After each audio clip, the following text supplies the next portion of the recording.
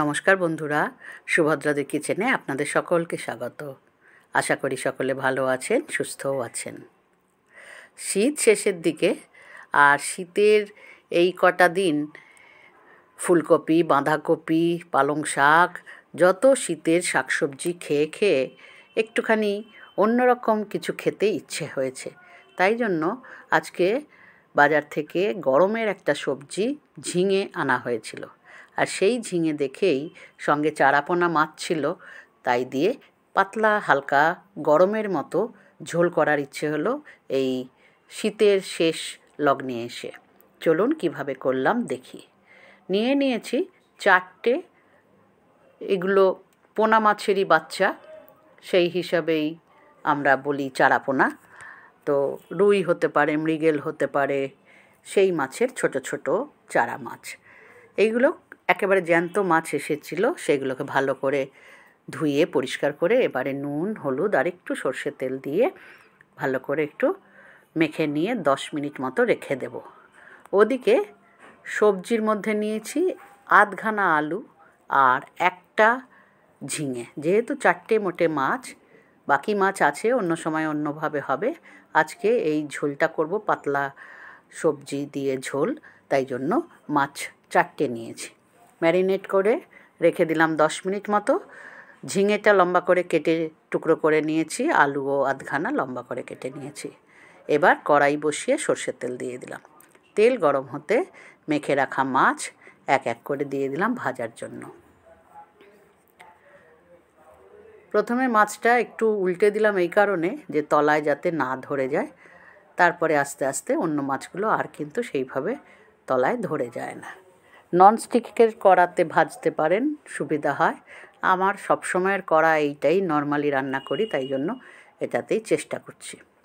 একটুখানি এইভাবে কাত করে করে অল্প তেল থাকলে, ছোটোবেলায় মাকে দেখেছি করতে, আমিও এখন একটুখানি তেল কম দিয়ে রান্না করার চেষ্টা করি। তাই জন্য একটুখানি ঘুরিয়ে ঘুরিয়ে কড়াইটাকে যাতে সব সবজি বা মাছ পায়, তার জন্য তেলটা এইভাবে করি। এগুলো সব বয়স্ক মানুষদের সব ট্রিক্স, অল্প তেলে রান্না করা। আজকাল তো রান্নার চ্যানেল খুললেই একেবারে কি বলবো, কত যে সর্ষের তেল বা সাদা তেলের প্রাচুর্য দেখি। আমাদের মায়েদের দেখেছি কত কম তেলে রান্না করতে, কিন্তু স্বাদ কি কম ছিল বলুন? কথা বলতে বলতে ভেজে নিয়েছি। মাছ ভাজা হয়ে গেছে, সামান্য তেল ছিল আর দিয়ে দিলাম সামান্য তেল। খুব বেশি তেল দেবো না, যেহেতু হালকাভাবে করব, তাই জন্য খুব কম তেলেই রান্না করেছি। দিয়ে দিলাম 1 চিমটি কালো জিরে। এই পাতলা ঝোলটা কিন্তু দুপুরে গরম ভাতের সঙ্গে খেতে অপূর্ব লাগে, এবং গরমের দিনে তো ভীষণই ভালো লাগে। এই শীত শেষে খেতে কিন্তু অপূর্ব লাগবে, এটাও কিন্তু সত্যি। যেহেতু একঘেয়ে ফুলকপি, বাঁধাকপি এসব খেয়ে খেয়ে মুখে চড়া পড়ে গেছে, তাই জন্য এখন একটু ঝিঙে দেখেই মনে ইচ্ছে জেগেছে। এবারে আলু যেগুলো, তাতে একটু নুন হলুদ মেখে রেখেছিলাম, আলুগুলো ভাজতে বসিয়ে দিলাম। খুব বেশি আলু দেইনি, দেখতেই পাচ্ছেন 4টে পিস, আধখানা আলুকে লম্বা লম্বা করে কেটে নিয়েছি। আপনারা আপনাদের প্রয়োজন মতো সবজি দেবেন। এর সঙ্গে পটলও দেওয়া যায়, আমার নেই আজকে, যেহেতু এখন সেইভাবে গরমের সবজি আসেনি ঘরে, নতুন এই ঝিঙে এসেছে, সেই দেখেই ঝিঙে দিয়ে করতে বসে গেছি এই তরকারিটা। হালকা পথ্য হিসেবেও এই মাছের ঝোল দিয়ে যে কোনো রুগীকেও আপনারা খাবার দিতে পারেন। বাচ্চাদের পক্ষে একটু কাঁটা বেছে খাওয়াটা অসুবিধাজনক, আদারওয়াইজ তেমন কিছু কোনো অসুবিধা নেই। দিয়ে দিলাম আলুটা একটু ভাজা হতে হলুদ আর জিরে বাটা, শিলে জিরে বাটা ছিল, সেই জিরে বাটা এবং হলুদ গোলা জল এই কারণে একটু জলে ভিজিয়ে রেখেছিলাম। দিয়ে দিলাম প্রয়োজন মতো নুন এবং 2টো কাঁচা লঙ্কা ফালি। আমি জিরে বাটার সময় একটুখানি কাঁচা লঙ্কা মিশিয়েই বাটা হয়েছিল, তাই জন্য লঙ্কা কিন্তু এখানে কোনো গুঁড়ো লঙ্কা ইউজ করছি না, শুধু কাঁচা লঙ্কা এক্সট্রা 2-3টে দিয়ে দিলাম, প্রয়োজনে ডলে খাওয়া যাবে। মশলাটা আলুর সঙ্গে ভালো করে কষিয়ে এবারে দিয়ে দিলাম কেটে রাখা ঝিঙে।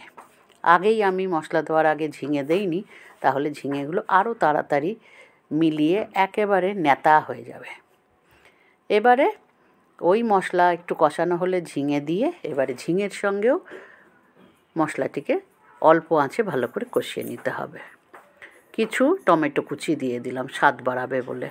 এবারে নুন আগেই দিয়েছি আন্দাজ মতো, প্রয়োজনে পরে আবার দেব। ঢাকা দিয়ে দিলাম একটু মজে যাওয়ার জন্য। তেল ছাড়তে শুরু করেছে সবজি থেকে। এবারে ওদিকে একটা আলাদা কড়াইতে গরম জল করে নিয়েছিলাম, সেই জল দিয়ে দিলাম। আগেই বলেছি পাতলা ঝোল, তাই জন্য একটু ঝোলের পরিমাণটা বেশিই দিয়েছি। আপনারা যেমন ঝোল খাবেন, গায়ে মাখা ঝোল খেলে আরও কম দেবেন। যেহেতু খুব গরম জলটাই ছিল, সেই জন্য কড়াইতে ঢালা মাত্রই ফুটতে শুরু করেছে ঝোল।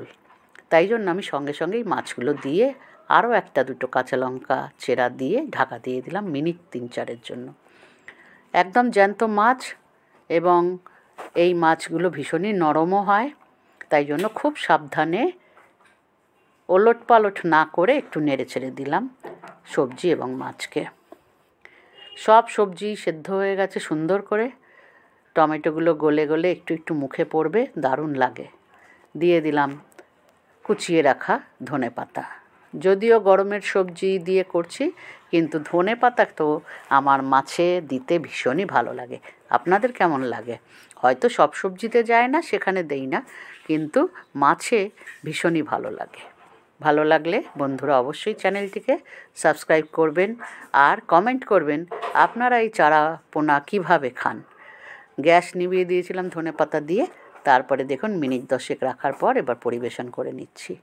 অপূর্ব লাগবে কিন্তু এই হালকা পাতলা চারাপোনা মাছের ঝোল। পরিবেশন করে নিচ্ছি একটা প্লেটে। দেখুন মাছগুলো কিন্তু ভীষণই টাটকা এবং ঝোলটা দেখতেও অপূর্ব হয়েছে। পরিবেশনের জন্য রেডি। ধন্যবাদ।